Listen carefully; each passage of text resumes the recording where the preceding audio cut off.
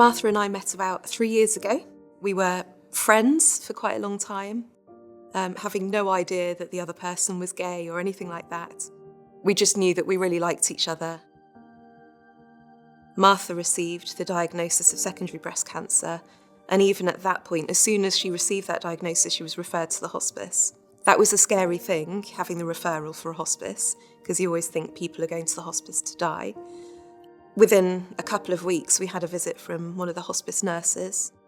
She spoke to us about all the things that we hadn't raised yet, and she spoke with us in the family. So Martha has 3 children. It really helps having that personal connection with the hospice, to be able to ring that person and say, look, I don't know what to do, we need help. I had lots of worries going on in my head about Martha declining and struggling, and dying. And the nurse told us about the counselling pretty early on. She knew that I was struggling. I was in a very new relationship. Martha had suddenly just taken a massive downhill turn, and so it was suggested that I might like to think about counselling, and also Martha having a terminal diagnosis, they encouraged her to as well. You never really know how long you've got. She enabled us to talk about having adventures, making sure that we could make the most of our time together, make the most of making memories with the children. We had a spiritual blessing on the beach that turned out very much like a wedding. Then it was just beautiful and the day was stunning as well. One marriage wasn't enough for Martha. We decided that it was time that we got legally married. None of that we would have been able to do if it hadn't been for our interaction with the people here. I've got no idea how we ended up coming to the patient and carer hub.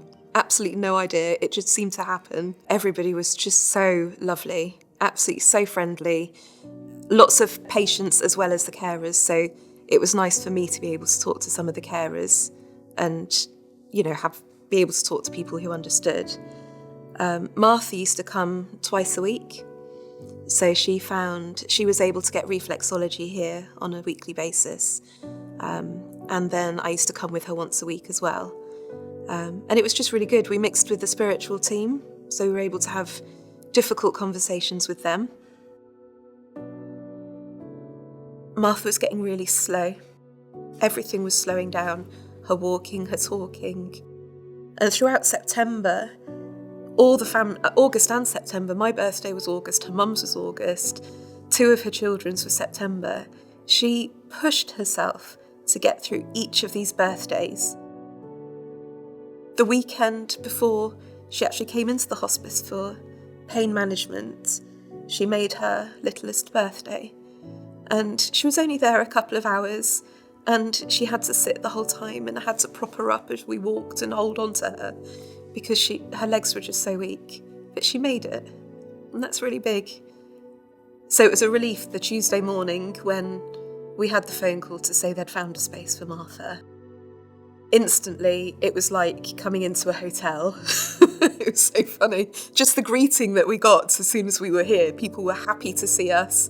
People from the hub here had come over to say, how are you, Martha? It's good to see you. And that was really comforting because it was like having friends. Well, Martha's room was really beautiful. It was looking out onto trees, and directly outside the room there were bird feeders. Obviously, very well placed by the gardeners here. And there were just so many doves and pigeons. And there were so many cheeky squirrels. It was nice to have nature, wildlife to watch. The cafe literally made anything that Martha wanted to eat. So chocolate sundaes, that was the last thing Martha ever ate, was a chocolate sundae. And one minute she had it in her hands, refusing for me to help her eat it. The next I turn around and it's all gone. She'd eaten the whole thing. The bath, the amazing spa bath here. So Martha had just the best spa experience. And although it was really sad that it was the last bath Martha would have, and but They made it so it was private, and she had her dignity intact. They were so wonderful with her. It was another normal day in the hospice.